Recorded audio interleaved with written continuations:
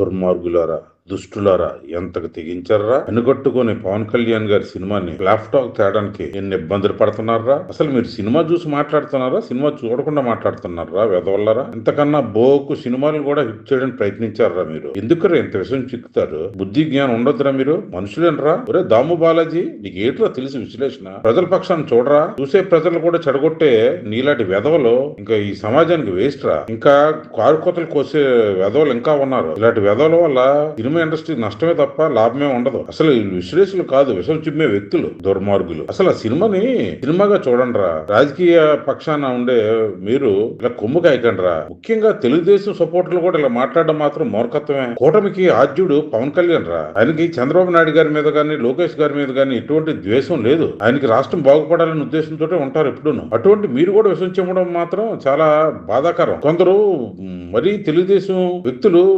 బహిరంగంగానే విమర్శించడం మాత్రం ఆశ్చర్యం కలిగిస్తుంది. మీకు సినిమా నచ్చలేదంటే మీలో దోషం ఉందని అర్థం, మీకు దేశభక్తి లేదని అర్థం, మీకు రాష్ట్రాన్ని ప్రేమించే గుణం లేదని అర్థం, ముఖ్యంగా మీరు హిందూ మత ద్వేషులనే అర్థం. ఏరో చెప్పారు సినిమాలోని ఫస్ట్ హాఫ్ లో కొద్దిగా లైట్ ఎంటర్టైన్మెంట్, కొద్దిగా కామెడీ బిట్స్ ఉన్నాయి, పర్వాలేదు, నడిచింది అనిపించింది. సెకండ్ హాఫ్ వచ్చేసరికి ఏమైందిరా, పీక్స్ కి వెళ్ళిందిరా సినిమాని. మీరందరూ కళ్ళజోడు పెట్టుకున్నారా?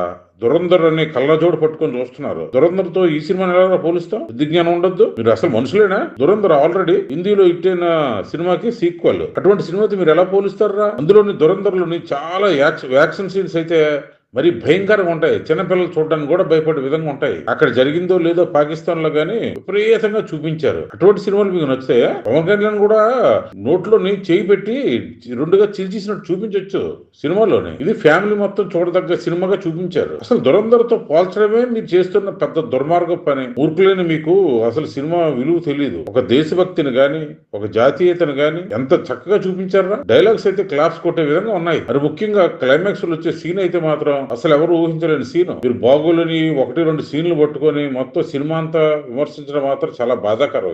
ఎవరైనా సరే సినిమాను ప్రేమించాలి తప్ప సినిమా యాక్టర్ల తోటి కోపంతో, దేశంతో సినిమాని విమర్శించకూడదు. ఒక సినిమా బాగోలేదు అనుకోండి, బాగోలేదని చెప్పండి. రండి, ఎవడైనా సరే డిబేట్ కి వస్తాడేమో. దుర్మార్గ వ్యక్తులారా, ఇలాంటి వల్లే తెలుగు ఫిల్మ్ ఇండస్ట్రీ ఇలా సంకనానికి పోతుంది. ఎంత కష్టపడి పైకి లేపు థియేటర్ ప్రయోజనం? చేతల్లా తయారయ్యారు అందరూ. ఒకటి కాళ్ళు ఒకటి పట్టుకుని వెనక్కి లాక్కోవడం. ఆ భరద్వాజన్ వ్యక్తి ఏంటి చెప్తాడో తెలియదు అతనికి. కాపీ కూర్చొని మాట్లాడే మీలాంటి వాళ్ళందరూ తెలుగు సినిమా పట్టిన చెడపురుగులు. తెలుగుదేశం నాయకులందరూ బాగానే ఉన్నారు. మీలాంటి ఎదోలే ఎందుకు పనికి రాకుండా ఇలా విమర్శిస్తున్నారు. పవన్ కళ్యాణ్ సినిమాను విమర్శిస్తే ఏమొస్తుంది? బాలకృష్ణ గారి సినిమాను ఎప్పుడు పవన్ కళ్యాణ్ విమర్శించలేదే. ఎందుకు ఇలాగా తయారయ్యారు? పవన్ కళ్యాణ్ గారు, బాలకృష్ణ గారు చాలా చక్కగా ఉంటారు, అన్నదమ్ముల్లాగా. లోకేష్ గారు, పవన్ కళ్యాణ్ బాగుంటారు, ఒక అన్నదమ్ముల్లాగా. మీకేం వచ్చింది మధ్యలో? అసలు నాకు డౌట్, మీరు ఎవరు కొమ్ము కాస్తున్నారా అనేసి. ఈ రోజు చంద్రబాబు నాయుడు గారు లేకపోతే పవన్ కళ్యాణ్ గారు లేరు, అదే విధంగా పవన్ కళ్యాణ్ లేకపోతే చంద్రబాబు నాయుడు గారు లేరు అన్న విషయం వాళ్ళిద్దరికీ తెలుసు. వాళ్ళిద్దరికీ కాదు, కామన్ పీపుల్ అందరికీ తెలుసు. మీలాంటి వాళ్ళు తప్ప వేసేస్తారు డబ్బాలు కొట్టడానికి, డబ్బా రాయుడు లాగా. ప్రీమియర్ షో లేవు.